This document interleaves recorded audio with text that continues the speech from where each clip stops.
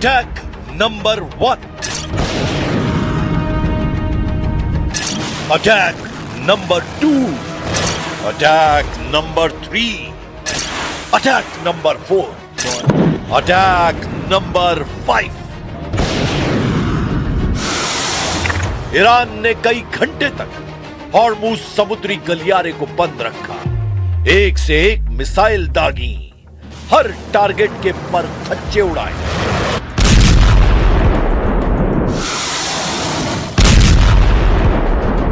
यह हमले देखकर पूरी दुनिया के सामने सबसे बड़े सवाल, जिनका जवाब खुद डोनाल्ड ट्रंप और इजराइल भी जानना चाहता है। सवाल नंबर 1, क्या ईरान डुबो देगा अमेरिका का एयरक्राफ्ट कैरियर? सवाल नंबर 2, क्या ईरान के पास ट्रंप का कैरियर डुबोने की ताकत है? सवाल नंबर 3, अगर कैरियर डूब गया तो डोनाल्ड ट्रंप का क्या होगा? सुपर पावर अमेरिका का क्या होगा? ईरान के तेवर बहुत कड़े हैं। इन तेवरों को और तीखा करने के लिए अब रूस की बड़ी एंट्री हो चुकी है। हॉर्मुज को बंद करने का इरादा ईरान का है, लेकिन अब पुतिन की मंजूरी के बाद रूस की नौसेना ने ईरान पहुंचकर इस इरादे को और मजबूत कर दिया है।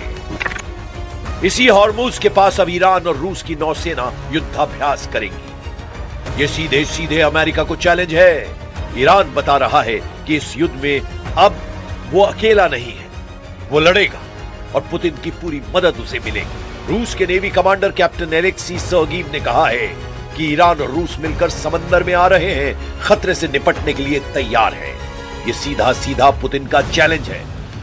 पुतिन की नौसेना बता रही है कि ईरान की तरफ अमेरिका का जंगी बेड़ा बढ़ा तो उसकी नेवी ईरान के साथ खड़ी नजर आएगी। 24 घंटे के अंदर ही अमेरिका की कैरियर वाली डिप्लॉयमेंट को बहुत बड़े बड़े झटके लगे हैं। अमेरिका का कैरियर इस वक्त कहां है, उसकी लोकेशन भी आपको बताएंगे।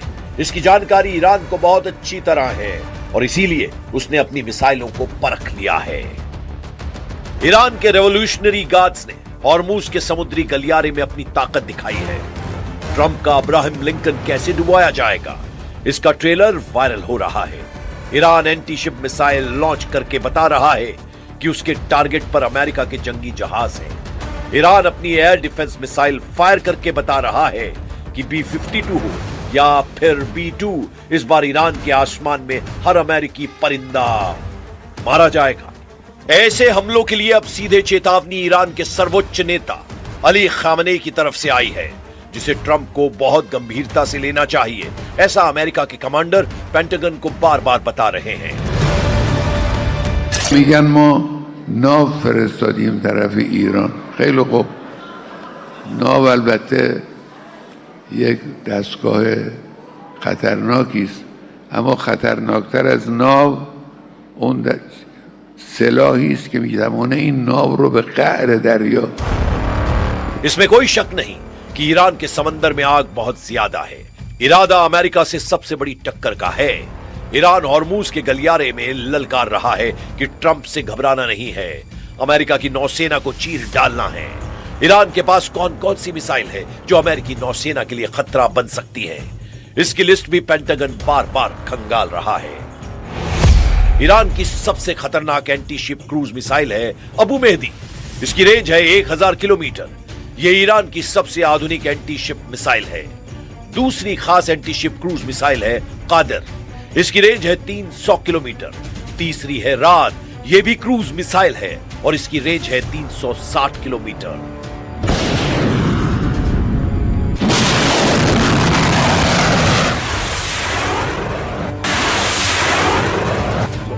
इन मिसाइलों के साथ ईरान की नौसेना लगातार युद्धाभ्यास करती रही है। इन मिसाइलों को जंगी जहाजों से लॉन्च किया जाता है। साथ में इन मिसाइलों की बैटरी या कहें कि लॉन्च करने वाला सिस्टम समुद्र के किनारे भी तैनात किया गया है, वहीं से ये मिसाइल लॉन्च की जाती है। इसके अलावा ईरान की कुछ ऐसी एंटी शिप मिसाइल भी हैं जिनको ईरान ने मोबाइल लॉन्च पैड दे दिया है और इन्हें समंदर में तेज रफ्तार से चलने वाली फास्ट बोट से लॉन्च किया जा सकता है। ऐसे में ईरान की चौथी एंटी शिप क्रूज मिसाइल नूर चाइनीज मिसाइल C-802 की नकल कही जाती है इसकी रेंज है 120 किलोमीटर।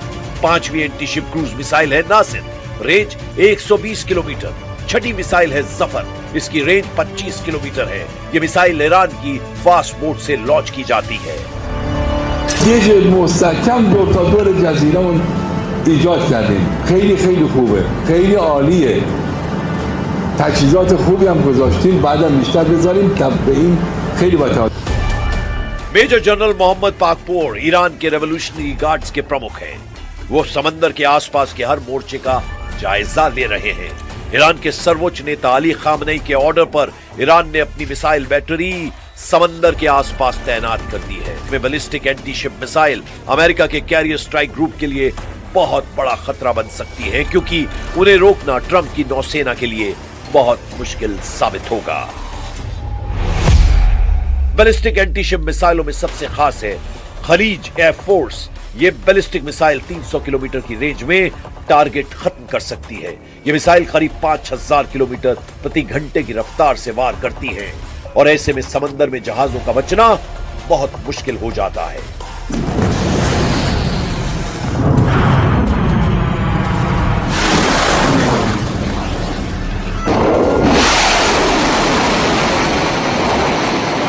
इस वक्त अमेरिका का अब्राहम लिंकन बेड़ा ईरान से कितनी दूरी पर है, इसकी जानकारी ईरान बार बार ले रहा है। खबरें हैं कि ये ओमान के तट से करीब 300 किलोमीटर दूर तैनात की गई है।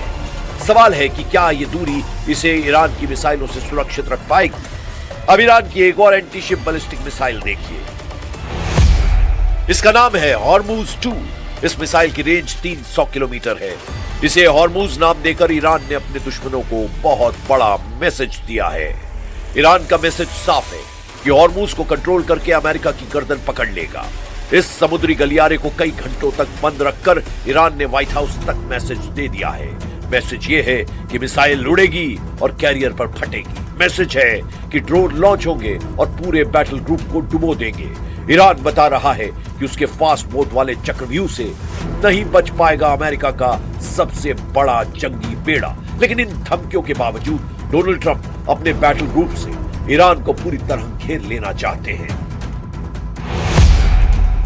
अमेरिका के कैरियर बैटल ग्रुप की तस्वीर नंबर 1, अमेरिका के कैरियर बैटल ग्रुप की तस्वीर नंबर 2, तस्वीर नंबर 3 जिसमें एयरक्राफ्ट कैरियर भी है और आर्लेगबर्ग क्लास का डिस्ट्रॉयर भी, और इस बैटल ग्रुप की सबसे खतरनाक ताकत तस्वीर नंबर 4। अमेरिका ने अपने जंगी बेड़े के साथ साथ बाकी जहाजों को भी ईरान से दूरी बनाए रखने का ऑर्डर जारी किया है। अब ये कितनी दूरी है इसे समझिए, क्योंकि सवाल है कि अमेरिका का कैरियर बैटल ग्रुप ईरान से कितनी दूरी पर होगा। अभी रिपोर्ट्स के मुताबिक अमेरिकी बेड़ा ओमान के तट से करीब 300 किलोमीटर दूर है। ओमान से 300 किलोमीटर दूर रहने का मतलब है कि अब ये ईरान से करीब 2000 किलोमीटर दूर हो सकता है। ये दूरी बहुत ज्यादा है, लेकिन सवाल है कि क्या इतने फासले पर ईरान का हमला आसान होगा या ये अमेरिका के लिए सुरक्षित दूरी है। ईरान की मिसाइल और कामिकाज़े ड्रोन की रेंज ज्यादा से ज्यादा 2500 किलोमीटर है। लिहाजा अमेरिका की कोशिश होनी चाहिए कि वो ईरान से कम 3000 किलोमीटर की दूरी बनाए रखे।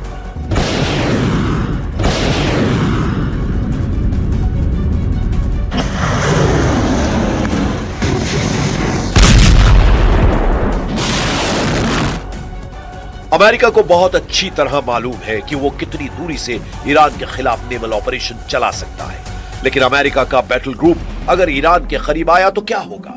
ईरान ने बता दिया है कि उसके टुकड़े कर दिए जाएंगे और इसके लिए वो अपनी तमाम मिसाइल और ड्रोन पावर का इस्तेमाल करेगा।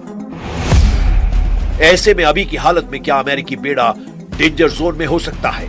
ईरान की मिसाइल पावर पहले भी अमेरिका और इजराइल के हर डिफेंस को चकमा दे चुकी है। ऐसे में ईरान के करीब होने का नतीजा बहुत घातक हो सकता है। यूएसएस अब्राहम लिंकन और उसके बैटल ग्रुप में तमाम जंगी जहाज ईरान की रेंज में रहेंगे और जब तक ऐसा रहेगा ट्रंप के लिए युद्ध की शुरुआत बहुत बड़े जुए की तरह साबित होगी। जंगी जहाजों से घेरने वाली ट्रंप की धमकियों को हल्के में नहीं ले रहा ईरान। अगर ट्रंप माइंड गेम खेल रहे हैं तो ईरान ने भी दावा किया है पलटवार ऐसा होगा कि ट्रंप का दिमाग सुन्न कर दिया जाएगा और पूरा अमेरिका महसूस करेगा समंदर वाला जलजला। डोनाल्ड ट्रंप के कैरियर बैटल ग्रुप को रोकने के लिए ईरान के पास क्या विकल्प है? बहुत गौर से जरा समझिएगा। ईरान के पास कामिकाज़े ड्रोन का भंडार है जिनसे बचना आसान नहीं। ईरान के पास एंटी शिप क्रूज के अंडरग्राउंड अड्डे हैं जिनसे अमेरिका अनजान है।